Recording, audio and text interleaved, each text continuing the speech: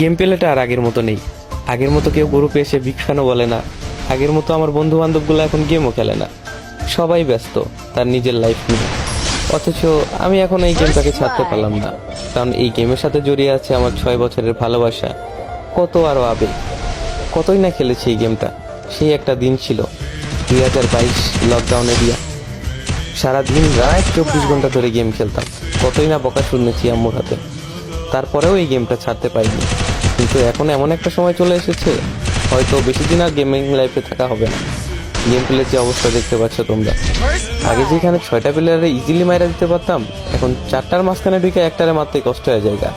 আর এই কথাগুলো আমি এখন কেন বলতেছি তোমরা অনেকেই বুঝবা না, কারণ তোমরা কিছু কিছু নতুন প্লেয়ার আছো যারা এইগুলাকে জাস্ট মজা হিসাবে নিবা।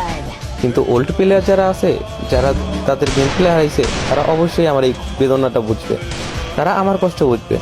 কারণ তারা জানে একটা প্লেয়ারের গেম প্লে ডাউন হলে তার কত পরিমাণ খারাপ লাগে।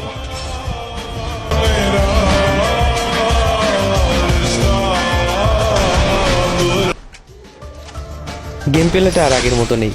আগের মতো কেউ গ্রুপে এসে বিগ ফ্যানও বলে না। আগের মতো আমার বন্ধু বান্ধবগুলো এখন গেমও খেলে না। সবাই ব্যস্ত তার নিজের লাইফ নিয়ে। অথচ আমি এখন এই গেমটাকে ছাড়তে পারলাম না, কারণ এই গেমের সাথে জড়িয়ে আছে আমার 6 বছরের ভালোবাসা, কত আরো আবেগ। কতই না খেলেছি এই গেমটা।